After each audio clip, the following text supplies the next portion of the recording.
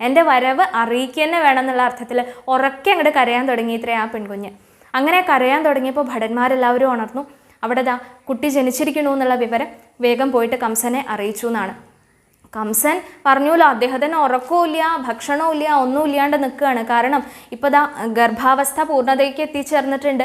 എന്നാൽ ഇപ്പം ഇനി അടുത്തന്നെ ആ ദേവകീദേവി പ്രസവിക്കുന്നറിയാം. അപ്പോൾ ആ തൻ്റെ കാലൻ ഇവിടെ വരാനായി എന്നുള്ള ആ ഭാവത്തിൽ അത്രയധികം പരിഭ്രാന്തിയോടുകൂടി മഹാവിഷ്ണുവിനെ തന്നെ ചിന്തിച്ചും കൊണ്ടാണ് ഇദ്ദേഹം ഇരിക്കുന്നത്. ഒരു സ്വൈര്യവും ഇല്ല ഇദ്ദേഹത്തിന്. ആ സമയത്താണ് ഒരു ഭടൻ വന്നിട്ട് പറയുന്നത്, ഇതാ ദേവകീദേവി പ്രസവിച്ചു കഴിഞ്ഞു എന്ന്. പിന്നെ ഒന്നും നോക്കിയില്ല, അവിടേക്ക് അങ്ങോട്ട് ഇറങ്ങി ചെന്നു. കാരാഗൃഹത്തേക്ക് കയറി ചെന്നപ്പോൾ കയ്യിലുള്ളത് ഒരു പെൺകുഞ്ഞാണ്. ഇവിടെ ദേവകീദേവി പറയണു, നോക്കൂ ജ്യേഷ്ഠ, ഇതൊരു പെൺകുഞ്ഞാണ്.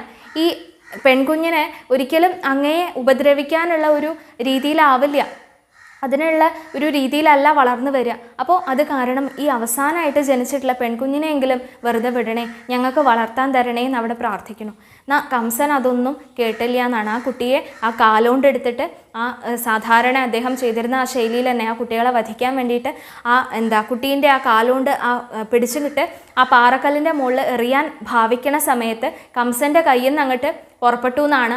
ആ 8 കൈകളോടുകൂടി ആ സാക്ഷാൽ യോഗമായ ദേവി അവിടെ പ്രത്യക്ഷപ്പെട്ടിട്ട് ദുർഗാസ്വരൂപിണിയായിട്ടുള്ള ആ ദേവി 8 കൈകളിലും ആയുധേന്ത്യം കൊണ്ട് ആ മഹാപ്രഭയോട് കൂടിയിട്ടുള്ള ആ ഭഗവതി അവിടെ പ്രത്യക്ഷപ്പെട്ടിട്ട് പറയണു, എന്നെ വധിക്കാനല്ല നീ പുറപ്പെടേണ്ടത് ഇപ്പോൾ എന്ന് പറയുകയാണ്. നിന്റെ അന്തകൻ ജനിച്ചു കഴിഞ്ഞിരിക്കണം, ഇവിടെ ആ ഭൂമിയിൽ നിന്റെ അന്തകൻ ജനിച്ചു കഴിഞ്ഞിരിക്കണം. അപ്പോൾ ഇനിയെങ്കിലും വേണ്ടതുപോലെ ആ നന്മ ചെയ്തിട്ട് നിന്റെ ആ കർമ്മപ്രാരബ്ധം ഒഴിവാക്കാൻ നോക്കിക്കോളൂ കംസ എന്ന് പറഞ്ഞിട്ട് അവിടെ പ്രത്യക്ഷപ്പെട്ടിട്ട് പറയുകയാണ്.